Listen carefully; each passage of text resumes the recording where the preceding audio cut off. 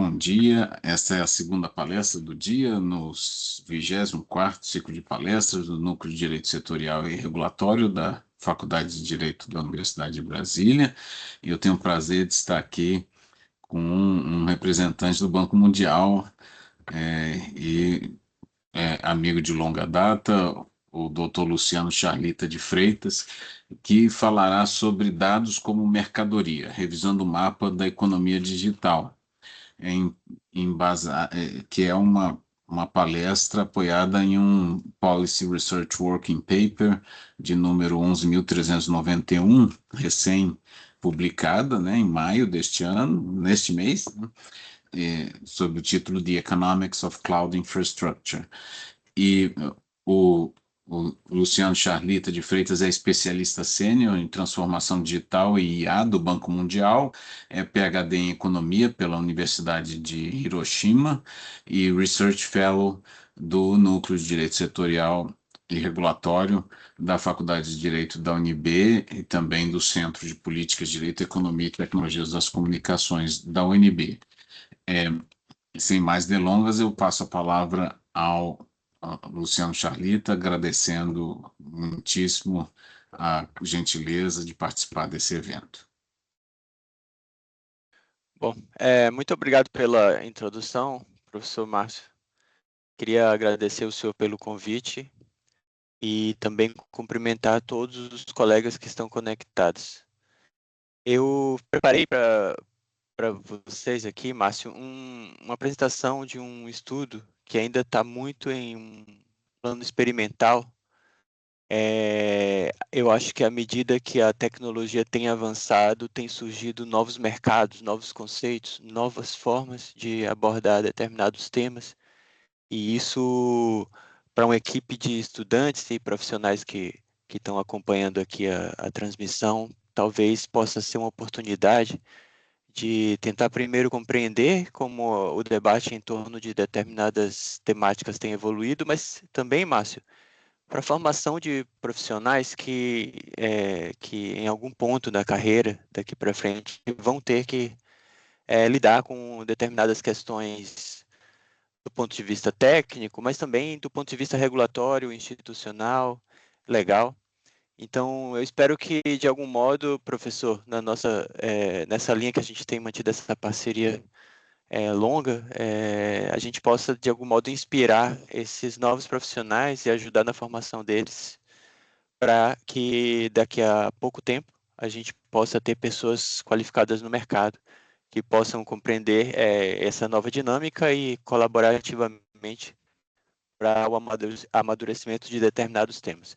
Eu tenho uma apresentação, professor, que é mais para guiar a conversa.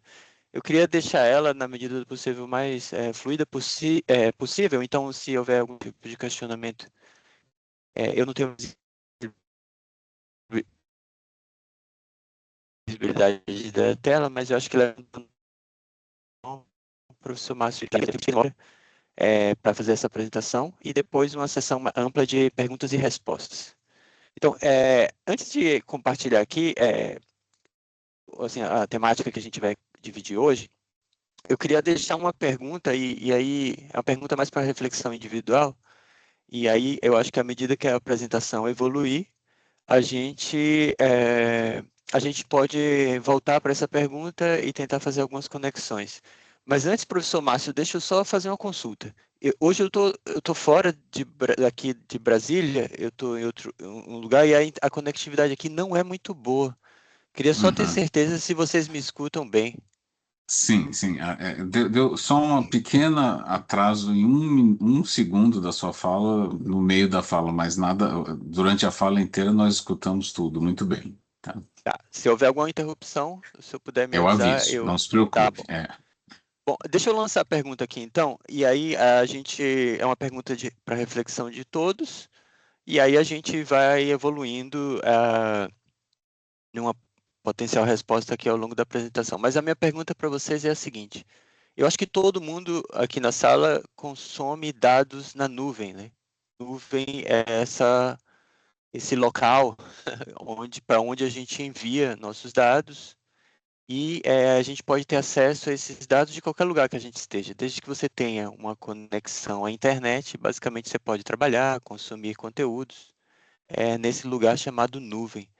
A pergunta que eu faço é o seguinte: alguém na sala sabe onde esse seu dado está armazenado nessa nuvem? Onde fica essa nuvem?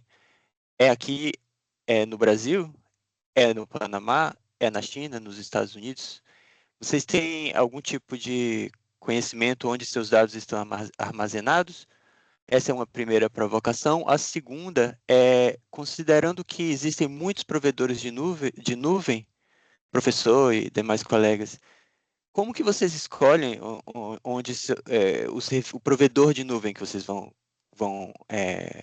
contratar? É um provedor que é escolhido pelo preço, pela qualidade? Como que é feita essa escolha? Então, são essas duas provocações que eu queria compartilhar: onde estão os dados e quais são os seus critérios de aquisição desse espaço na nuvem, digamos assim. Então, com base nisso, Márcio, vou deixar essa pergunta, enquanto isso eu vou projetando aqui uma tela que eu, que eu preparei, e aí já peço desculpa antecipada porque está em inglês. Hum. O professor Márcio já teve acesso a um research paper que a gente publicou. Fica à vontade para compartilhar aí nos grupos. Ele já é público na internet. E essa apresentação está em inglês porque a gente basicamente construiu ela a partir desse texto, né? Queria destacar aqui qual a autoria desse paper, desse estudo. O diretor do Banco Mundial para a América Latina e Caribe, o Michel Keff.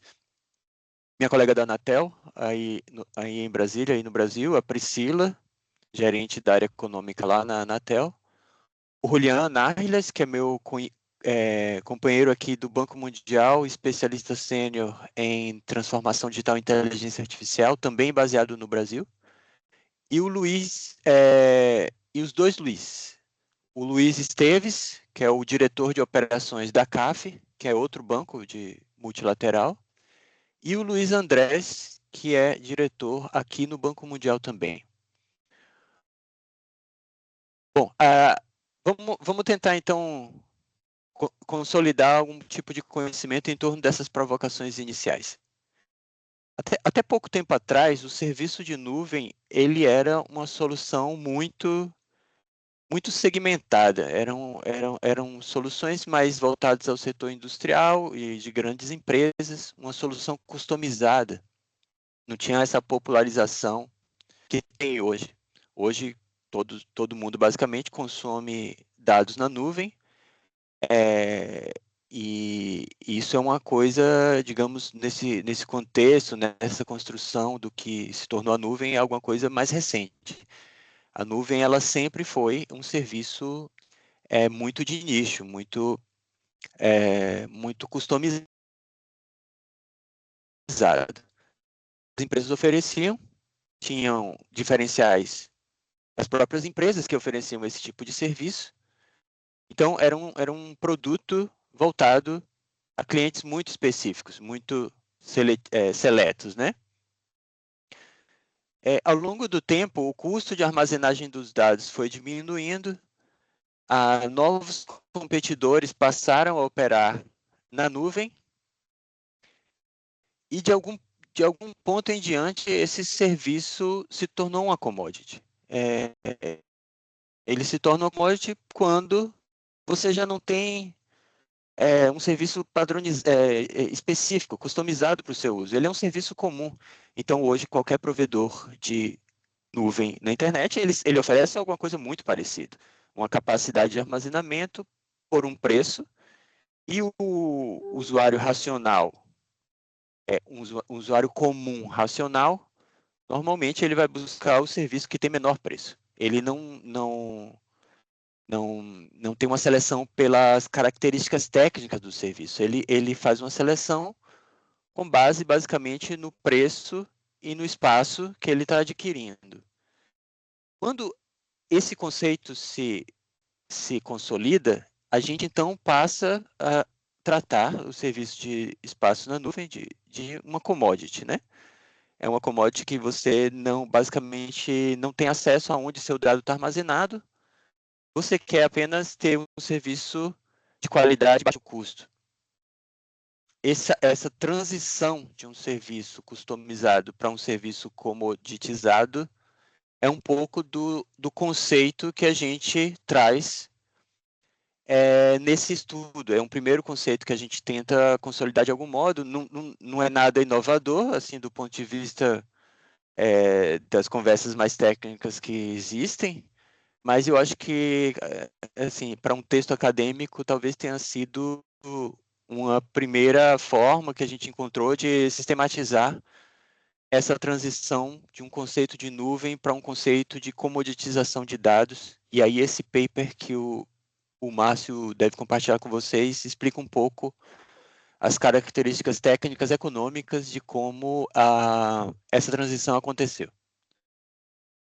O paper já está no chat, tá? Obrigado, professor. Bom, existem muitas teorias da economia e da regulação por trás desse tipo de mercado comoditizado. A gente conhece commodity para o setor mineral, para o setor agrícola. Para o setor de dados é algo ainda em construção. Tenho certeza que muitos dos alunos e colegas que estão aqui na sala, eles em algum ponto vão lidar com algum tipo de legislação, regulação ou algum outro tipo de atividade relacionada à atividade de comoditização de dados. Na teoria econômica, existe o modelo de Heckscher-Ohlin, são dois professores que começaram a estudar o conceito de comoditização na década de 60, 70, e aplicado a outros setores, mas que a gente tentou adequar aqui ao mundo dos dados esse modelo do Heckscher e do Ohlin. Basicamente, eles dizem o seguinte: os países eles podem se especializar na exportação de produtos e serviços de acordo com a abundância de recursos que eles tenham. São fatores de produção necessários para determinados commodities. Talvez no setor agrícola, por exemplo, seria água e terra. No setor mineral, seria a presença de minas, né? De minas e capacidade de extração. No setor de dados, existem três principais fatores de produção, que são esses três aqui. Existem outros, mas esses são os determinantes de como um provedor de nuvem, por exemplo, de dados em nuvem, ele vai decidir onde ele vai alocar os data centers que vão armazenar os nossos dados. Os nossos dados que a gente consome em nuvem todos os dias. Por trás disso, existe um investimento alto em infraestrutura digital, na verdade, uma cadeia de investimentos, desde conectividade até data centers, e os provedores desses serviços, eles escolhem onde vão locar essa infraestrutura à medida que esses três fatores de produção que o Heckscher-Ohlin detalhou têm mais abundância e menos custo. Energia, e aí quando você toma um data center de grande escala, por exemplo, esse é o principal custo. É o custo que você vai alimentar 24 por 7 por 365 dias um sistema de data centers que vai não só armazenar, mas processar dados em nuvem. O capital, que é o investimento, e a infraestrutura é um outro fator. Então, normalmente, esses provedores de nuvem, esses provedores de data centers, eles vão para locais que têm uma certa conectividade bem desenvolvida, porque, afinal de contas, esse dado que está armazenado e processado nos data centers, eles têm que ser escoado até o consumidor final, até cada um de nós. Então, não pode ser um sistema isolado, esse fator de produção, que a infraestrutura é fundamental para você criar uma percepção de uso do consumidor final sobre a disponibilidade imediata desses dados. Então, é um segundo fator de produção que essa indústria observa antes de fazer investimentos em data centers nos diferentes locais onde essas infraestruturas são instaladas. O terceiro fator são as habilidades, né? As habilidades profissionais avançadas de construir e manter um data center para serviços de nuvens. Esses são os três fatores clássicos de produção, mas a gente fez uma extensão, Márcio, do modelo do Rex Sherolin, que foi construído em outro tempo e que depois ele foi evoluindo para incluir dois fatores novos, e aí do ponto de vista econômico a gente chama não fatores, né? Faz parte da mesma equação, mas são fatores, digamos, que se inserem no ponto de vista mais de políticas e regulação, legislação, essas localidades onde os investidores, os provedores, decidem instalar sua infraestrutura. E aqui são dois principais. Um é o custo regulatório e o outro é o custo da geopolítica e riscos relacionados a essa localidade. Isso aqui parece um pouco efêmero, Márcio, mas eu acho que tem um exemplo recente que permite exemplificar como esse tipo de variável nessa equação se aplica. Recentemente, a gente, acompanhando essa crise no Oriente Médio, esse conflito entre os Estados Unidos e o Irã, ou Irã e os Estados Unidos, abriu uma nova frente de combate visando determinadas infraestruturas digitais em países vizinhos dali da região. Então, um ponto estratégico de alvo de ataques passou a ser os data centers de grandes provedores de nuvem globais, e aí os casos que foram mais noticiados se referem aos data centers da Amazon, que estão localizados na região do Dubai e que tinham uma determinada estabilidade geopolítica, eram países, digamos, muito seguros do ponto de vista geopolítico, apesar do contexto regional, e que passaram a ser alvos de ataques, e essa variável da equação passa a ter, então, um tipo de efeito sobre a equação do investidor, né? Sobre a equação do provedor de serviço, em decidir em qual localidade eles vão fazer os investimentos. A outra variável aí, a regulatória, tem muito a ver com o custo que esses provedores encontram em fazer investimentos em determinados países. Esse custo pode ser a simples ausência de regulação, e isso pode ser interpretado como um risco do ponto de vista de ter uma transição regulatória legal que possa afetar investimentos. Então, os investidores, os provedores, eles preferem fazer aportes em regiões que tenha já uma legislação consolidada e madura para evitar surpresas, dado que se trata de um investimento de longo prazo que não pode ser facilmente transferido para outra localidade de modo rápido, né? Eu vou fazer uma pausa aqui só para checar se está todo mundo acompanhando, Márcio. Se está Tudo claro até certo. aqui Estamos ouvindo bem. Tá, né? Bom, então vamos empacotar esses fatores e não fatores em uma equação, e aí, perdão pela... eu acho que é um trabalho que, pelo menos nessa fase, não tem nenhum número ainda, mas talvez algumas equações assustam um pouco, mas aí é o viés do economista tentando explicar coisas de um modo mais sistematizado. Mas eu vou tentar traduzir isso aqui para uma linguagem mais simples. Bom, Essa o que a equação gente tem assusta o jurista, sim. assusta, mas não é complicado, não. E a gente tenta navegar aqui rapidamente. Então, assim, o preço final que esse provedor de nuvem, esse investidor, faz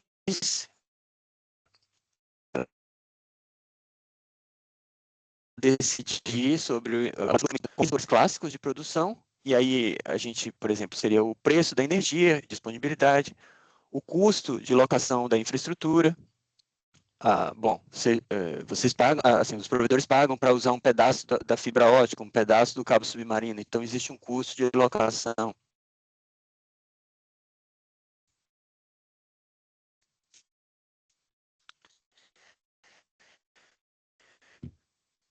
Luciano, agora é que deu um probleminha E no som seu. Você a disponibilidade, o último slide ali, que é o... você pode falar novamente? Só voltou, Márcio? agora voltou. Você podia Posso. repetir?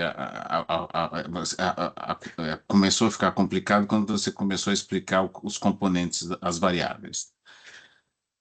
Tá, então, perdão aí pela interrupção. Então, aqui, Márcio, o provedor de internet, o investidor, ele vai fazer essa decisão onde será a alocação do data center, ou dos data centers e da infraestrutura para a nuvem, a partir desse modelo conceitual, digamos assim, no qual inclui as variáveis básicas de custo, para o caso de digital, que é o preço da energia, o custo da alocação da infraestrutura e o custo dos trabalhadores qualificados que precisam operar esse tipo de sistema, e também os custos relacionados aos riscos geopolíticos e ambientais e regulatórios. Essa equação, Márcio, representa um pouco o racional econômico por trás da decisão dos investidores para decisão onde vão fazer esse investimento dessa infraestrutura. O que é que acontece? Essas equações, desculpa, essas variáveis se aplicam a muitos países. Muitos países possuem interesse em hospedar esse tipo de investimento, são investimentos de larga escala, que traz desenvolvimento local, geração de emprego, renda, modernização da matriz econômica, entre outros. Então, assim, existe então uma competição entre países para verificar quais têm as melhores condições de hospedagem dessa infraestrutura. E aí, se você toma, por exemplo, dois países, o país J e o país I, o investidor ele vai na locação que tem o mínimo, né? Onde você tem, a partir da composição dessas variáveis, o que oferece o menor custo. E essa é a decisão racional que o investidor faz para a locação dessa infraestrutura. Ele vai buscar os locais que possuem o menor custo agregado a partir dessas variáveis. E aqui existem dois cenários possíveis para a nuvem. Um cenário digamos, processamento e armazenagem de nuvem em grande escala, mas com uma demanda de baixa latência. Então, você pode armazenar esse dado e você não vai precisar fazer um consumo imediato deles. Você pode ter uma certa espera, você pode ter um certo atraso no consumo desses dados. Então, seriam locações que vão depender do tipo de uso desses dados. Se for um cliente que exige uma demanda uma resposta imediata para consumo desses dados, provavelmente esse tipo de aplicação não vai servir. Agora, se for um cliente que pode armazenar o dado e não tem grandes exigências de resposta imediata, então surge um mercado, digamos, de baixa latência, de armazenamento de larga escala desse tipo de dados. Só para usar um exemplo do mundo prático, aqui, Márcio, suponha que você... Bom, eu sou servidor público também afastado, né? Mas suponha que você guardou um arquivo no Arquivo Nacional. Vai. A gente guardou um arquivo antigo no Arquivo Nacional. Lá é um grande depósito com muitos dados. E que você, para consultar isso, você aceita que você vai gastar mais tempo para ir lá no Arquivo Nacional e buscar aquele dado. Então, esse seria uma forma de exemplificar esse tipo de aplicação em nuvem. Agora, a outra aplicação é essa aplicação de baixa latência. É a aplicação que você quer aplicar um ícone de um arquivo em Word, por exemplo, na nuvem e que quer uma resposta imediata. Esse aqui, então, seria uma aplicação mais sofisticada da nuvem, que é muito parecida com o uso de nuvem corporativa que a gente faz hoje, ou aí para para os alunos essa nuvem que a gente faz uso para acessar documentos imediatamente, né? Bom, o mercado, então, ele está segmentado basicamente nessas duas frentes, e aí essa composição de produtos e custos vai orientar o investidor a como ele vai organizar os investimentos deles nesses países.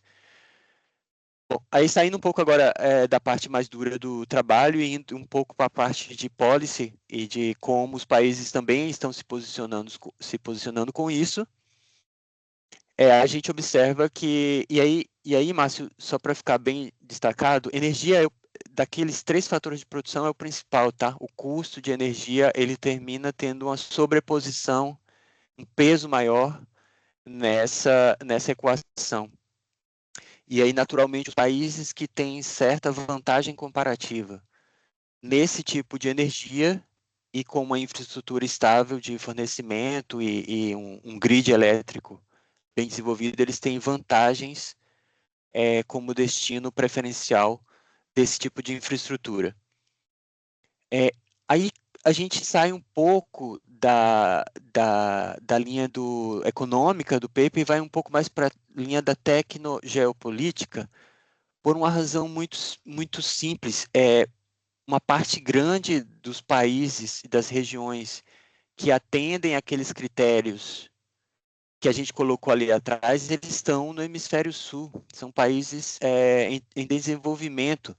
Normalmente são países que possuem energia mais barata, pessoas qualificadas, e principalmente os grandes mercados, né? E aí o Brasil tem um destaque aqui, juntamente com a Índia, com Indonésia, Malásia, o Chile. Então, assim, países do hemisfério sul, eles têm se posicionado estrategicamente como um destino natural dessa infraestrutura digital em função das vantagens comparativas que essa região tem.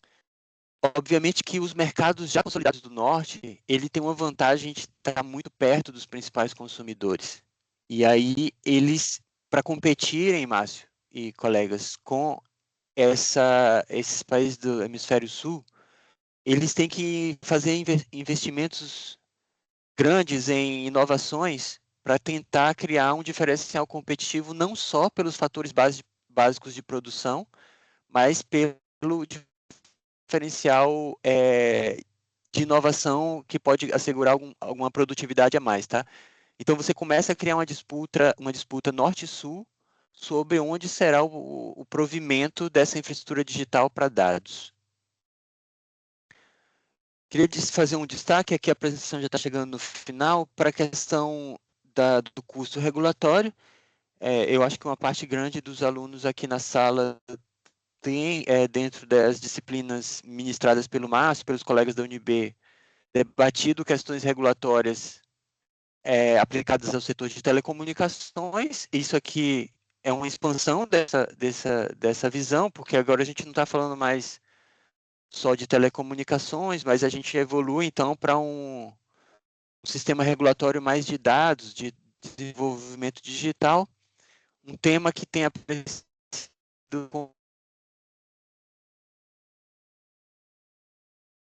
com frequência é a questão da soberania de dados, mais político-ideológica, mas que tem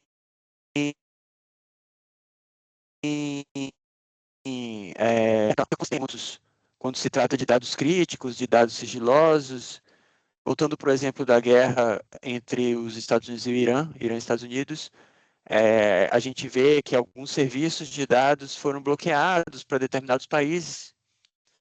Então, assim, o fato de você armazenar seu dado fora do seu território, às vezes pode criar algum tipo de pressão geotecnopolítica também. Então, é um debate ainda em aberto. Eu acho que aqui no Brasil está um pouco contaminado ainda. Mas esse é um exemplo, tá? E não pega tudo que a gente pode falar de custo regulatório, mas é um exemplo de como esse debate regulatório pode afetar a dinâmica daquela equação que a gente mostrou ali atrás.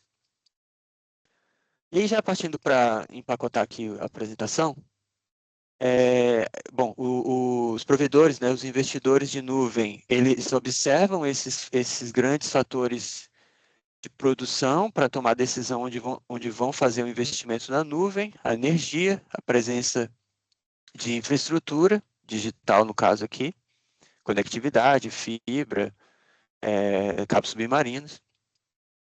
A questão do capital humano, que não saiu aqui na figura, e os custos regulatórios legais e os riscos climáticos e de geopolíticas, né?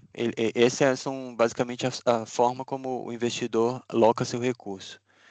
Existe um outro debate ainda do ponto de vista de políticas públicas que pode ser endereçado nas políticas para, digamos, tornar os países mais competitivos. Tem uma questão de mercado, porque esse mercado de nuvem, como eu falei, ele começou nos mercados mais avançados, mais desenvolvidos, então eles têm uma proximidade com os principais mercados, eles chegaram primeiro, tem o fator do pioneirismo, né? Tem mais uma questão aqui de exacerbação da inequalidade, que é uma relação do tipo, os países que têm mais capital humano e mais infraestrutura digital, eles vão ser candidatos naturais para receber essa infraestrutura.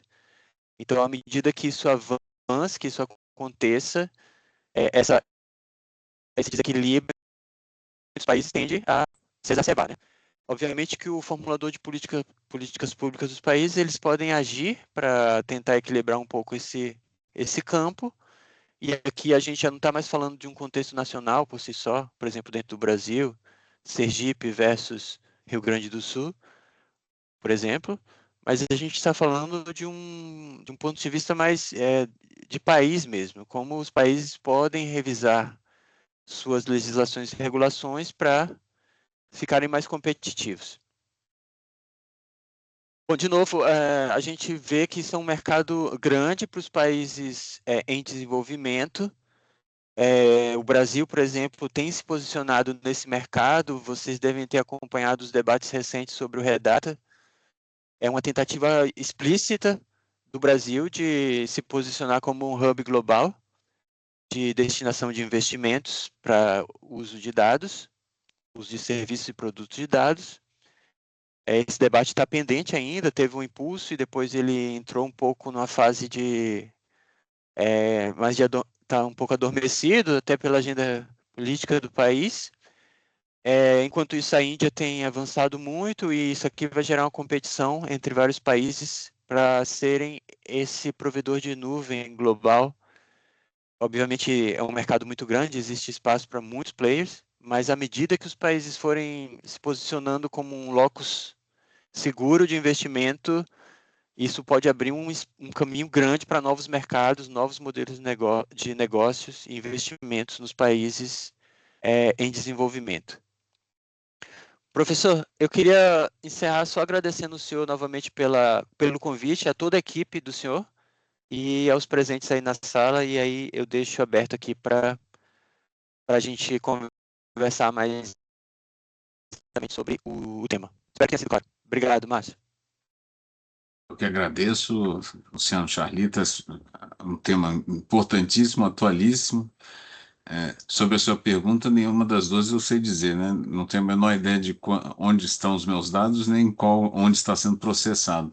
Mas eu me lembro de uma tentativa do Tim Berners-Lee de criação de uma empresa, até que já foi extinta recentemente, chamada Inrupt, em que ele propunha uma nova arquitetura de identificação dos dados na rede que possibilitasse, que retirasse um pouco do foco na infraestrutura e levasse o foco mais para hum, a identificação da informação, né? Então, a identidade da informação. Então, acho que nesse ponto talvez fosse um pouco prejudicial à lógica dos commodities, né? Da informação como commodity dentro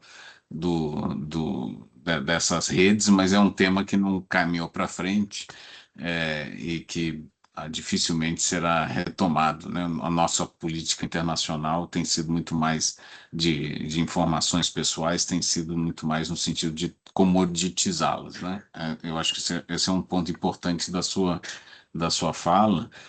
É, e, e eu me lembro também uma vez que em Brasília, né, o Brad Smith, que era o vice-presidente mundial corporativo da Microsoft, veio para falar com a presidente, para e definir se haveria segurança, né, para a instalação do data center que serviria a vários países da América, aqui no Brasil.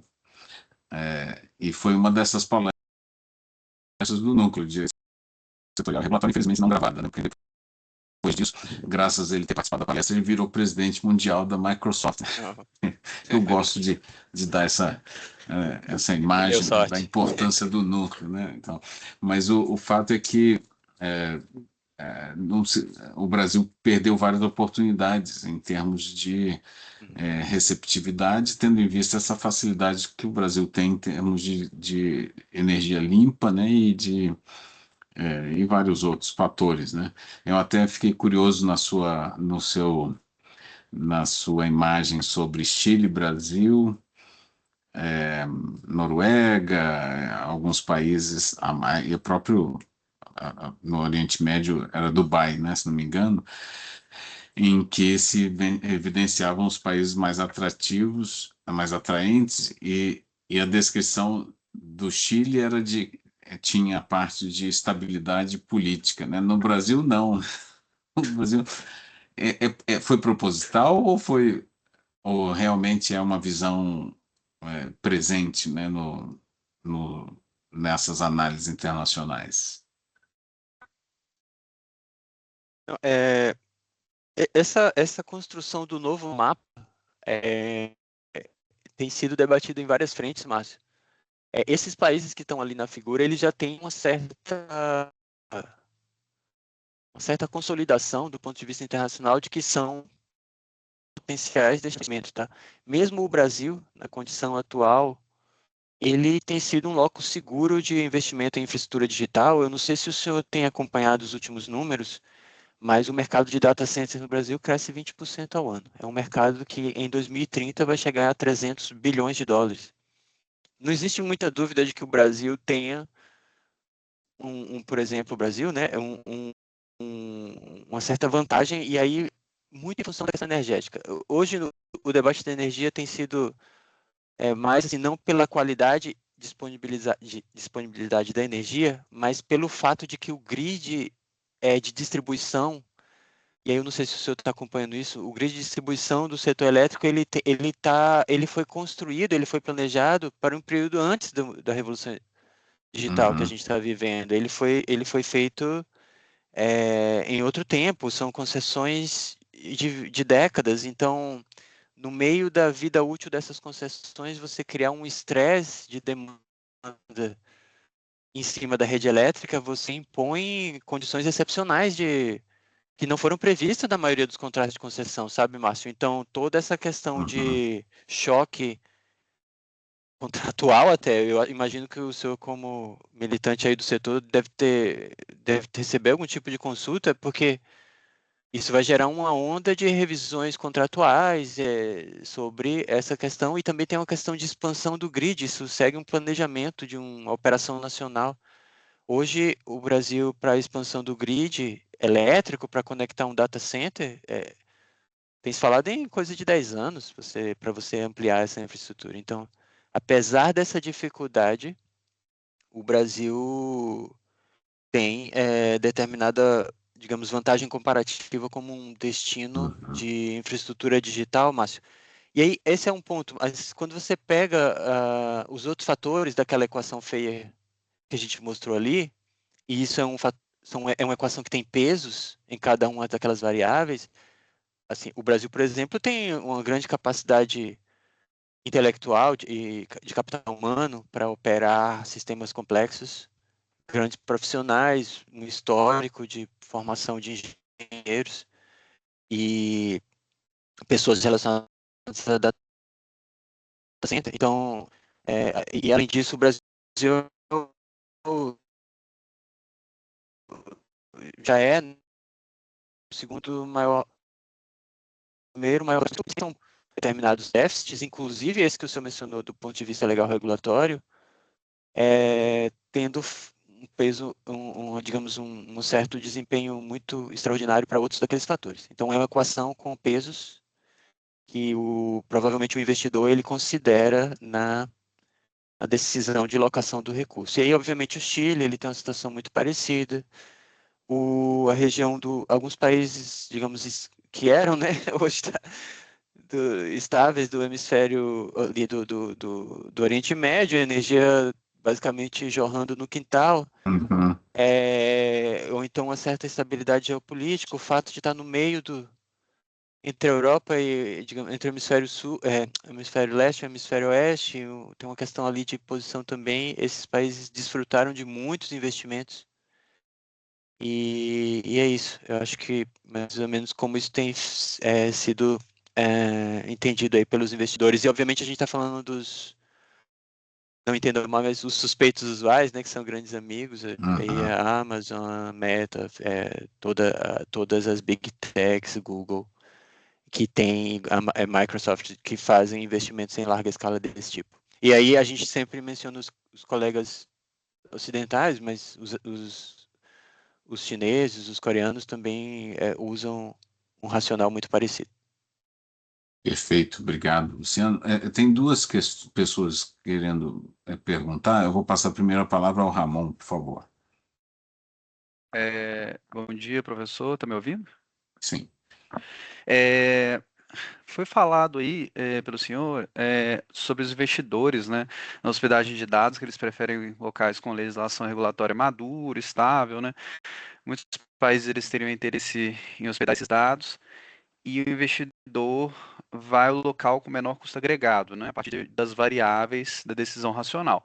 Agora, não ficou muito claro para mim, eu só queria uma confirmação, né, se a segurança jurídica, tanto do direito interno quanto do direito internacional, né, respeita aí os cogens, deferimento a resoluções, costumes de organizações internacionais, tratados internacionais, isso entra na equação de custo e na análise de viabilidade de hospedagem de dados, no componente Regulatory Compliance Cost ou alguma outra componente?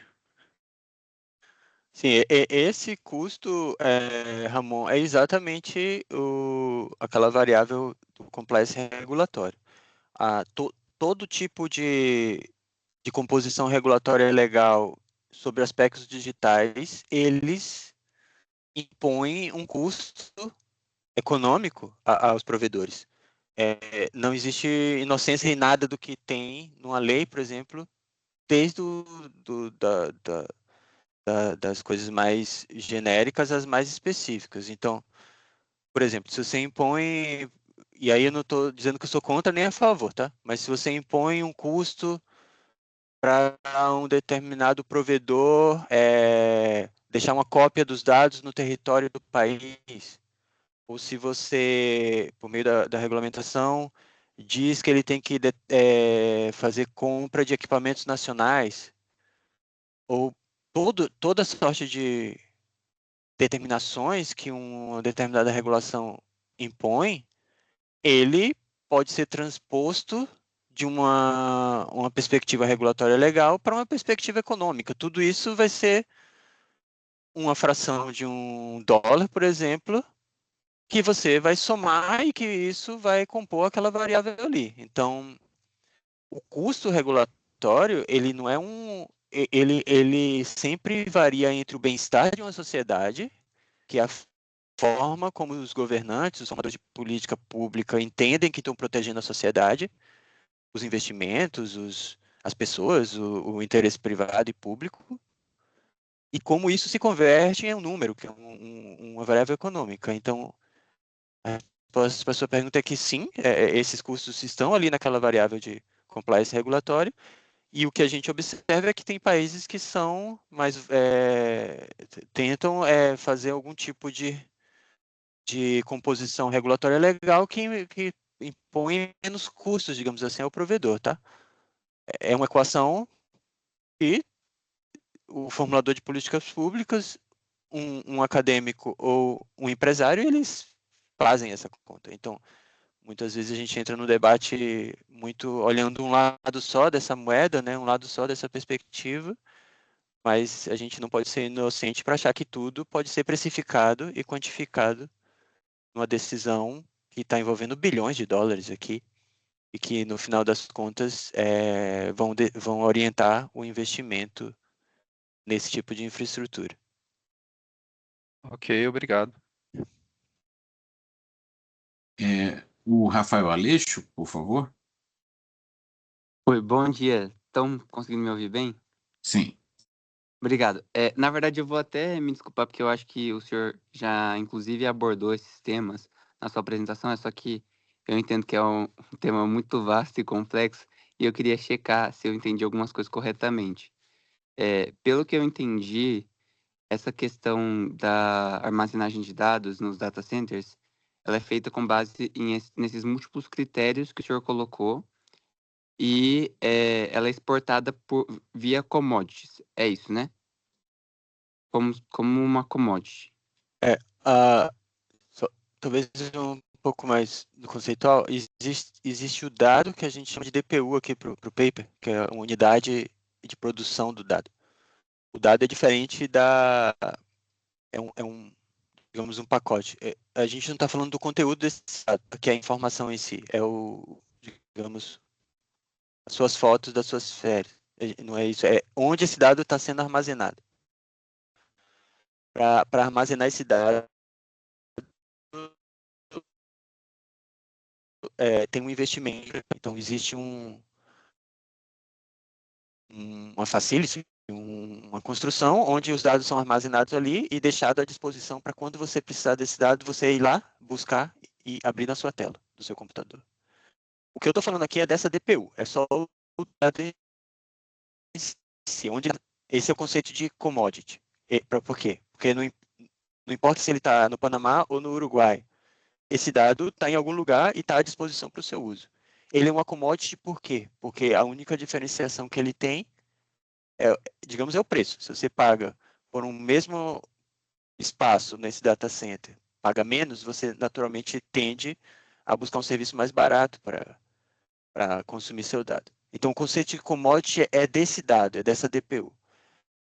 E é um conceito bem diferente da informação, né, da proteção do dado que tem dentro desse pacote de dados. Aí eu estou falando, por exemplo, da foto das férias. Isso não faz parte do escopo desse estudo. Agora, assim, só para concluir aqui, Rafael, o que acontece? À medida que a demanda por esses espaços de nuvem, esses espaços no data center cresce, os fornecedores dessa infraestrutura, eles têm que construir mais e mais e mais data centers. Eles têm que construir mais e mais capacidade de armazenar. E eles, então, começam a olhar pelo mundo onde podem fazer esse investimento. E aí a segunda parte do paper, já não é mais o commodity, mas onde vai ser a locação desse data center. E aí sim, ele faz uso daquela equação que eu mostrei ali. Ele vai tomar uma decisão onde ele vai fazer um investimento de larga escala a partir daquelas variáveis, daquele modelo conceitual que a gente compartilhou ali. Não sei se eu respondi tudo que você perguntou. Não, perfeito. E aí, para eu ver se eu entendi. A gente não sabe exatamente onde essas DPUs estão armazenadas. Por isso até a pergunta que o senhor fez inicialmente aberta, que até o professor Márcio falou também que não sabia onde os dados estavam, é porque a gente justamente não consegue acessar isso. A gente não sabe. Ou a gente sabe. Não, você não sabe e como é uma commodity, você não vai saber. Porque quem decide isso é a empresa que está por trás da sua nuvem. Ela vai buscar um local que seja o mais barato para ela fazer a armazenagem desses dados. Hoje, aqui, hoje a gente basicamente não tem transparência, a gente, usuário comum, tá? Se você fosse, sei lá, uma agência de segurança do governo da Bolívia, você talvez estaria mais preocupado em saber se seu dado está no data center lá em Virgínia, nos Estados Unidos, ou se ele está em La Paz. Aí talvez você poderia ter uma preocupação, por ser um dado, digamos que você tenha um certo cuidado em, digamos, ser o dono dele integralmente, né, ter o acesso exclusivo, e aí talvez você tenha uma preocupação. Mas nós, os usuários comuns, basicamente a gente não se interessa em ter visibilidade sobre isso porque a gente está em busca de um preço mais barato, né? Então, basicamente é isso, é a forma de que a grande massa de consumidores percebem a armazenagem desses dados é mais transparente sobre a alocação dele. Tá ótimo. E aí, só para finalizar, o senhor tinha colocado naquele mapa que, por exemplo, o Brasil ele era um espaço interessante para construção desses novos data centers e tudo mais, por conta da energia renovável, a capacidade pessoal e tudo mais. Aí tem dois pontos em relação a isso. O primeiro eu tinha visto, não sei se é verdade, eu queria só checar se isso é verdade ou não, que normalmente esses data centers são melhor alocados em lugares mais frios, porque eles precisam. Porque, não sei se tem alguma questão do aquecimento que isso pode atrapalhar. E a outra questão tipo, eu sinto, talvez eu esteja falando uma bobagem, mas que a conectividade, tipo assim, ao redor do Brasil, a gente não tem, tipo, internet tão fácil, por exemplo, no interior e tudo mais. E em outras regiões a gente tem isso mais fácil.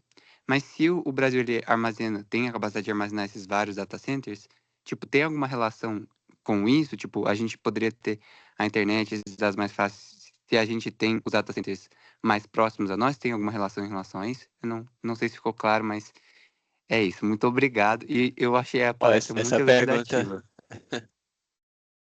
Essa pergunta não é nada banal nem simples, ela é super complicada. Deixa eu ver se eu consigo colocar que possa ser mais fácil de entender. Quando a gente fala de resfriamento do sistema de data centers, ele na verdade é um problema de energia, tá? Não é um problema de clima em si, porque a energia que é gasta para o data center é exatamente para resfriar o data center. Então, se você coloca um data center, por exemplo, no lugar mais frio, basicamente você está lidando com a variável de energia, porque você vai precisar de menos energia para esfriar o equipamento. Então, o principal gasto de energia de um data center é para o ar-condicionado, digamos assim, é para resfriar o equipamento. Então, obviamente, regiões mais frias podem ter uma vantagem do ponto de vista de consumir menos energia. Essa que é a conta. Sobre a questão da posição do data center numa localidade, essa pergunta é boa, porque abre um outro tema que também a gente está discutindo, Márcio, inclusive pode ser um tema da próxima rodada de apresentações, se vocês acharem que não é muito árido, que é a questão do edge, né? A computação na fronteira, na borda. Mas o que acontece? Esses data centers, Rafael, que a gente está comentando aqui, eles normalmente estão muito próximos de um cabo submarino. Então, quando eu falo ali no capital, naquela variável capital, eu estou referindo a essa capacidade de interconexão global que permite você prestar serviços no Brasil, mas também em países que estão interconectados com o Brasil por meio dessa infraestrutura de primeira mídia que a gente chama, né? Que é a interconexão global de dados. Então, aí no contexto do Brasil, por exemplo, quando você vai, e aí eu não sei se vocês já tiveram oportunidade de ir em Fortaleza, Fortaleza recebe 16 cabos submarinos e é um destino, o principal destino de investimento em data center no Brasil, porque ali está muito perto de você prestar serviço de dados com baixíssima latência, com baixíssima resposta, né, para consumidores globais. À medida que você entra no interior do Brasil, você depende muito de ter uma infraestrutura em fibra que permita recepção de uso imediata, né? E aí a gente sempre fala muito em cobertura móvel, 4G, 5G, ou via satélite. Mas digamos, a regra de ouro da conectividade de baixa latência e alta capacidade continua sendo a fibra. Então, se você vai para uma localidade que tem uma malha de fibra bem desenvolvida, certamente sua percepção de consumo de dados na nuvem é muito melhor do que numa região mais isolada. Então, aqui, Rafael, em computação e armazenagem na borda, que tem crescido demais no Brasil e no mundo em geral. Essa capacidade de armazenamento na borda vai permitir suprir com mais baixa latência ainda essa demanda por dados perto da sua casa, no seu bairro. É a história de quando você abrir um filme no Netflix, por exemplo, você achar que aquilo está quase um streaming, já apertei aqui, já está rodando. Isso se deve muito a esse data center da borda que está no seu bairro ali e que existe uma inteligência que armazena dados ali. Por exemplo, eu falei do Netflix, que é digamos, os filmes que as pessoas assistem mais, ele tem uma cópia ali. Então, na verdade, você está consumindo um dado no data center da borda sem precisar ir lá em Fortaleza, no data center que está lá perto do cabo submarino. Então, tem toda uma arquitetura de rede de dados por trás. E aí, a parte ruim do nosso setor, né, Márcio, é que a gente é invisível quase tudo, porque ninguém sabe disso, mas é da vida. Não existe nenhuma mágica em tudo isso que acontece. Existe muita tecnologia e investimento. E essa pergunta do Rafael é boa porque alerta um pouco sobre essa questão da borda aí. Não sei se ficou muito técnico, mas não queria deixar passar esse ponto. Perfeito, muito obrigado. Obrigado. Acho que a próxima pergunta é do Samuel Vitor.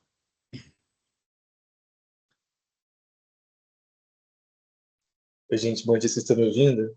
Sim. Primeiramente, queria agradecer também, acho que foi muito boa essa nossa conversa, essa palestra.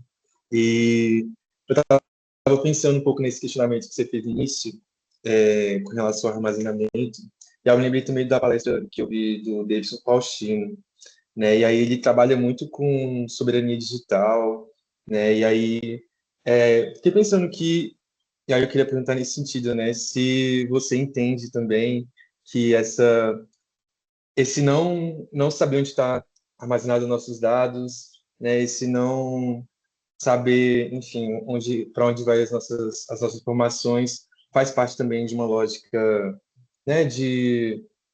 Eu não queria falar de colonialismo, mas acho que, né? Porque eu não sei também qual é a sua visão com relação a isso, mas de dominação, de disputa geopolítica e como você enxerga também com relação à jurisdição, assim, como é que a gente enfrenta isso de algum modo para poder ter alguma regulação, se faz sentido ter regulação ou não. Era isso.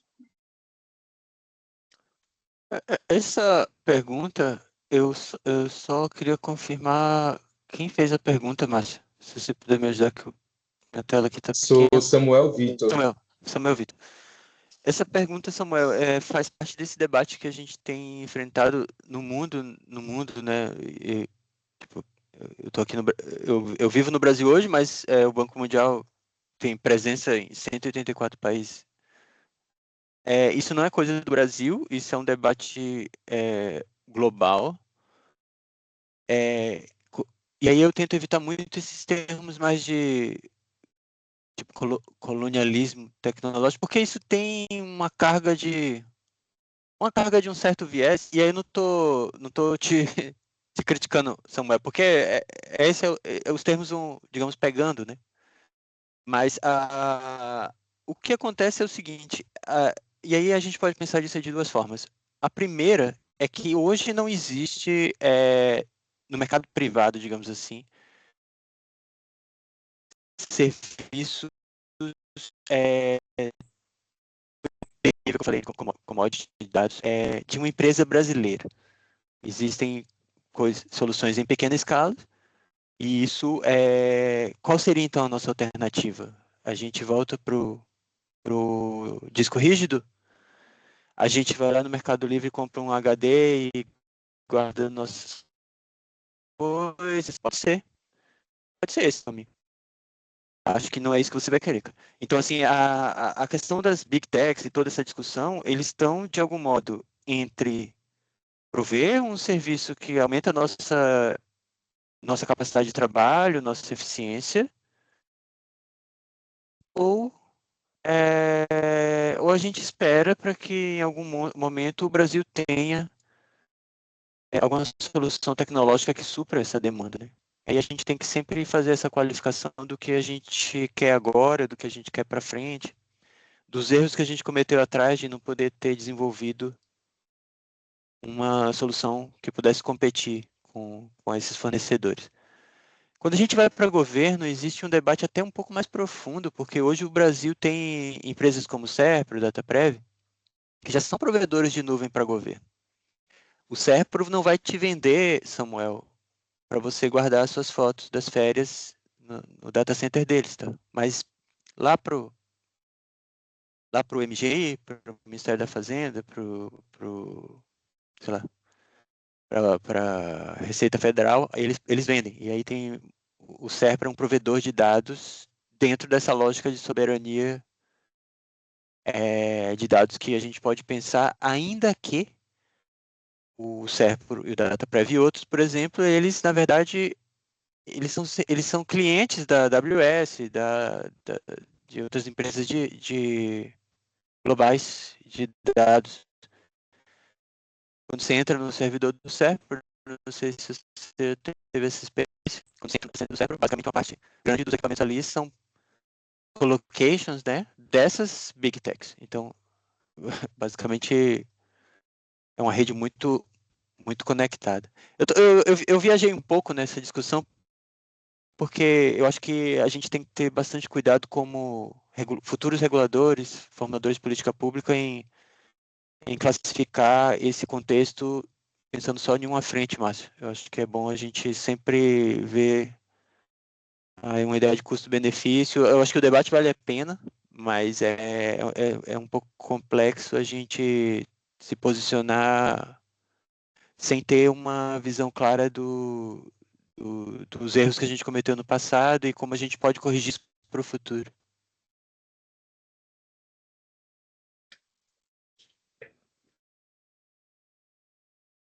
É, é, ele deu o ok, né? Então vamos para a próxima pergunta do Murilo Barbosa. Oi, Luciano, bom dia. Bom dia, Murilo. Aproveitando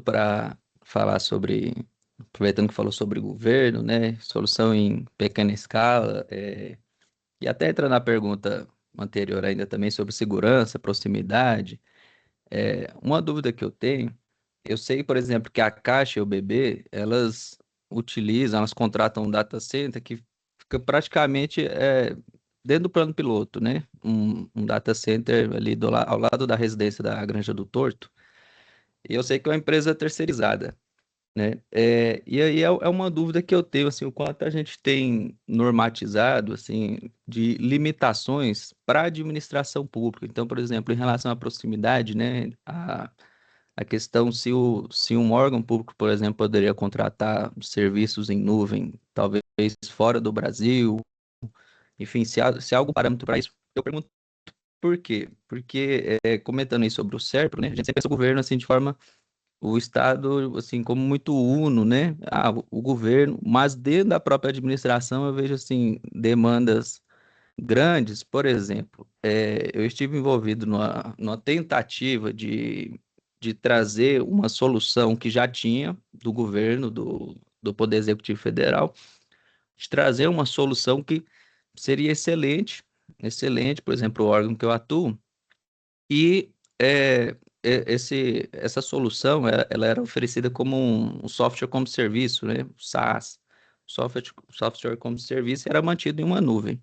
E do Poder Executivo Federal, mas por questões ali, muitas vezes, não necessariamente da segurança em si, mas da própria ideia da coisa, você manter, quando a gente caminha para dados aí muito sensíveis, você manter algo ali fora do órgão, é, né, partir para utilizar ali de uma nuvem ali, que é um outro órgão que contrata, que mantém, enfim. É, isso acabou sendo inviabilizando o projeto, sabe? E aí, querendo ou não, a gente caminha para o natural, né? Não sei o quanto é factível, mas possibilidades no sentido de um próprio órgão ali, de forma mais descentralizada, mais enfim, órgão a órgão, ir atrás de soluções de armazenamento em nuvem, sabe? Não necessariamente só algo que é o governamental, o que não é.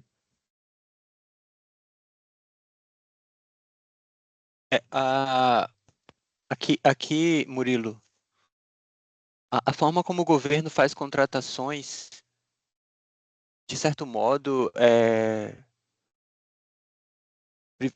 privilegia as condições que os grandes provedores públicos oferecem. E aí, no plano federal, por exemplo, o SERP da DataPrev, no plano dos estados, em alguns casos, as PRODs estaduais. PRODs são, assim, vou usar o nome, são SERPros dos estados, né? Cada estado tem um pequeno SERPro, digamos assim. O nome dessas empresas é PRODs, são provedores de dados dos estados. Então, aqui quando a gente fala de governo federal, a forma de contratação desses provedores, tipo o SERP e DataPrev, são facilitadas por razões mais contextuais de governo do que econômica em si, porque normalmente são serviços até mais caros do que um provedor privado de dados. Mas o que acontece? O SERP e o DataPrev, por serem soluções públicas, empresas públicas, elas têm mais, digamos, se, por exemplo, ocorrer um atraso no pagamento, só para usar uma terminologia mais simplória, se tiver um atraso de pagamento, o SERP não vai desconectar o seu serviço. Ela vai manter, ela tem mais, digamos, uma paciência institucional pelo fato de ser de uma mesma família de governo. Se você atrasar com a AWS, você vai pagar uma multa. Ou, eventualmente, eles vão cortar seu serviço. Então, a empresa pública, como o SERP e o DataPrev, eles terminam tendo uma certa preferência institucional desse ponto de vista, que é uma coisa, digamos, do Brasil, assim, né? Que contratualmente eu não sei se é digamos, o ideal, mas tem essa coisa de governo. Não necessariamente são os mais eficientes e baratos, mas simplesmente fazem parte de uma arquitetura de governo desse tipo. Agora, esse caso que você mencionou, eu acho que você está se referindo à Biotic, né? É uma região daí de Brasília que tem recebido investimento em infraestrutura digital. E aí eu não Perfeito, sei se você é ao servidor lado público, e aí você é de um órgão do serviço público que tentou fazer uma contratação dessa empresa, correto? Isso, não, foi, eu só usei como exemplo. Esse aí eu sei que a Caixa e o BB utilizam. Caixa. É uma empresa Tá. terceirizada, eles contratam eles. E aí a dúvida que veio foi exatamente essa. Então, assim, por exemplo, essas soluções aí, essas soluções em nuvem, eu sei justamente, sobretudo na administração pública federal, caminha para o SERPRO. Mas aí, por exemplo, a Caixa e o BB, eu tenho ciência disso, que elas contratam uma empresa que, até onde eu sei, é uma Sim. empresa terceirizada. Então, o que eu queria entender é exatamente isso, assim, se há uma possibilidade para outros órgãos, inclusive a Sim. administração direta, e recorrer possivelmente a uma empresa terceirizada para uma solução em nuvem, porque muitas vezes, assim, a gente pensa o SERPRO como é natural pensar, não, vai ser o mais seguro, mas em casos muito específicos, eu percebi essa limitação de que talvez a gente traria uma aceitação maior para aquela solução específica, indo atrás de uma solução específica e possivelmente no mercado, como a Caixa e o BB, né? Que é o que eu tenho conhecimento. Tá, não, você tem razão. O que tem nesses órgãos grandes, nessas empresas grandes, a prática, e essa é uma prática de segurança, é a questão da duplicidade, né? Você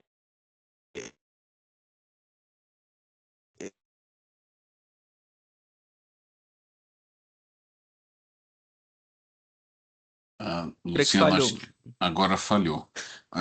Enquanto o Luciano está voltando aí, você está nos ouvindo, Luciano? Estou ouvindo. Desculpa, acho que cortou, né? Agora sim, falhou na parte que você disse a questão da duplicidade dali para frente. Tá. É uma regra, Murilo e Márcio, de segurança de dados, de segurança do provimento, é que você precisa de uma cadeia de duplicidades de armazenagem desses dados, porque se um sistema cai, você consegue obter seus dados em outro sistema de backup. Então, aqui, Murilo, a Caixa e o Banco do Brasil e todas as empresas públicas e privadas também fazem isso por uma questão de assegurar que ele vai ter acesso aos dados, tá? Então, a Caixa e o Banco do Brasil, eles são clientes da AWS, eles são clientes da Azure e de outros serviços de dados providos por empresas privadas, por essa razão. E aí a questão de ter um terceirizado, o que acontece é que a capilaridade de alguns provedores de larga escala global, a capilaridade deles é limitada. Normalmente eles fazem parcerias com empresas privadas locais para fazer essa intermediação, mas lá dentro desse data center pode até ter um sistema brasileiro ali, mas muitos fazem uso de muitas empresas grandes globais fazem uso de empresas locais para ter essa capilaridade com os clientes brasileiros, né? Você consegue lidar com uma empresa local, que tem um CNPJ no Brasil, que conhece as regras do Brasil, e aí tem uma série de provedores que você chamou de terceirizados que fazem essa intermediação. Então, normalmente, uma empresa muito grande, ela vai direto lá na Big Tech, faz um contrato, mas em alguns casos existem essas empresas, digamos, intermediárias, que pode ser dona da tecnologia em si, ou que pode ser um representante de uma empresa de larga escala. Tem um caso clássico, Márcio, e eu estou no Rio Grande do Sul nesse momento, que foi aqui naquelas chuvas do ano passado. Aqui no sul tem uma empresa, tipo um Serpro do Rio Grande do Sul, onde eles armazenam todos os serviços de dados do governo estadual, desde o sistema de Detran ao sistema de pagamento do servidor público, por exemplo. Uhum. E com a enchente esse sistema foi afogado, então, por sorte, eles tinham um backup numa nuvem privada, de uma empresa privada. Então, você vê, né?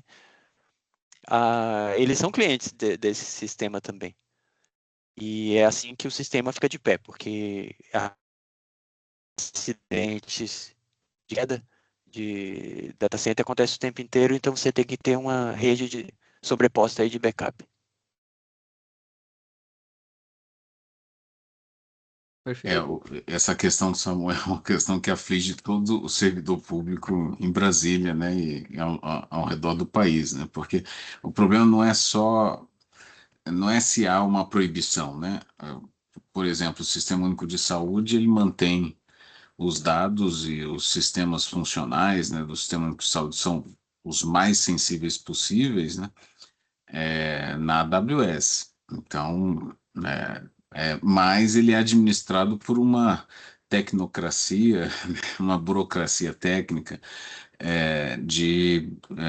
do DataSUS, e que envolve vários mecanismos de bloqueios e proteções. Então, esse é o grande drama, né, o dilema que se tem quando se fala de contratação de serviços na nuvem. E quando se tenta incluir isso dentro do gov.br, que aí é administrado pelo SERPRO, as complicações aumentam e o que eu tenho verificado em outras instituições e ministérios, não sei qual é a do Samuel, mas é que os bloqueios são são menos de ordem jurídica e mais de ordem técnica nesses casos, né, em que a dificuldade é tão grande de se implementar o sistema que as pessoas acabam desistindo, né, de fazer a contratação de um serviço para hospedar esse serviço dentro do sistema, por força da posição do próprio órgão de que os dados deveriam estar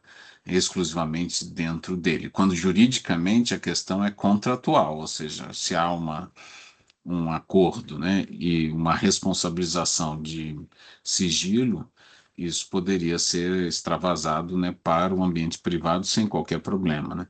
Mas o posicionamento, às vezes, é um posicionamento mais arbitrário, né, das pessoas que estão dentro do órgão público, que desejam que acreditam que a única forma de se dar segurança seria manter o dado exclusivamente dentro das das bases de dados locais, né? E como o Luciano acabou de dizer, né, um caso no Rio Grande do Sul, mesmo nesse caso, eles tiveram uma boa, o cuidado, né, de preservar uma cópia desses dados fora, né? Então, acho que essa é uma questão que ainda precisa de muito avanço na nossa burocracia e que está nessa parte do autoritarismo técnico, né? Em que nós estamos, às vezes, submetidos a uma demanda específica. Vou dar um caso, né? Um caso que aconteceu recentemente, eu acho que o Luciano não deve conhecer, de um sistema desses de serviços, né?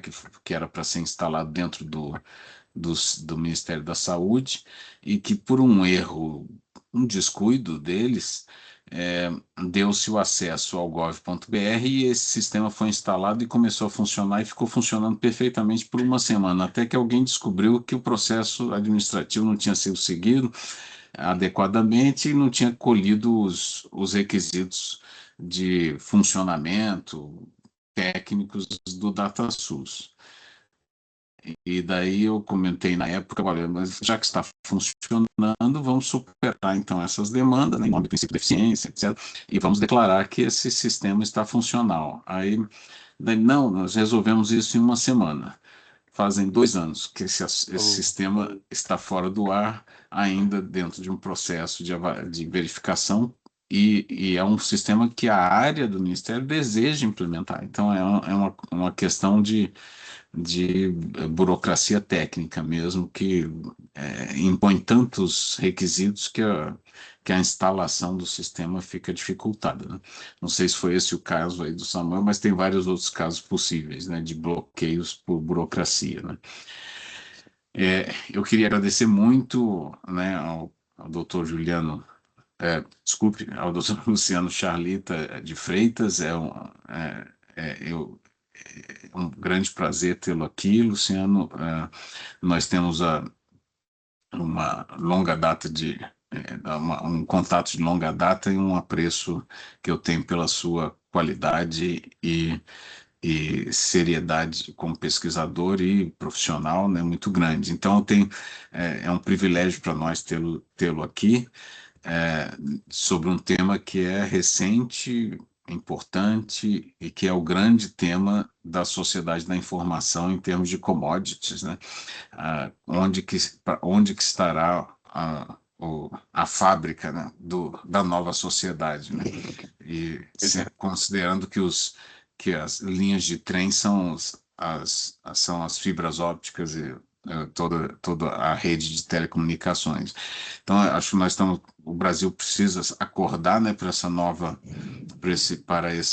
revolução informacional e, como você bem disse, né, deixar de prestar atenção nos obstáculos e discutir as soluções, né? Acho que esse é o grande problema, usualmente, do Brasil, é de se concentrar nos obstáculos, né? e ampliá-los ao invés de solucioná-los, né?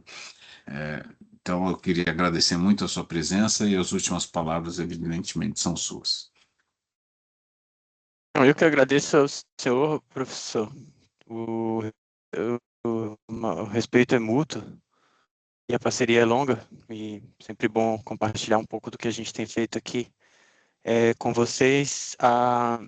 Eu fico à disposição, o senhor tem meu contato. Queria agradecer também aos colegas que fizeram as perguntas. Espero que minha resposta possa ter atendido pelo menos parte da expectativa aí de vocês. Isso tudo que a gente tem falado, Márcio, é um trabalho que a gente está construindo, são conceitos ainda um pouco em experimentação, né, Márcio? Você tem me ajudado muito a pensar alguns temas, mas eu acho que à medida que os colegas forem tendo curiosidade, participando, com perguntas desse tipo, e depois escrevendo os seus trabalhos de graduação, de mestrado, doutorado, e entrando no mercado de trabalho e contribuindo, a gente pode amadurecer muito aqui a forma como a gente trata esse tema no Brasil. Queria agradecer novamente, fico à disposição. Novamente, esse trabalho tem um Research Policy Paper que está já na internet, o Márcio compartilhei com vocês. E a gente mantém esse contato, esse canal. Márcio, muito obrigado e ótimo dia.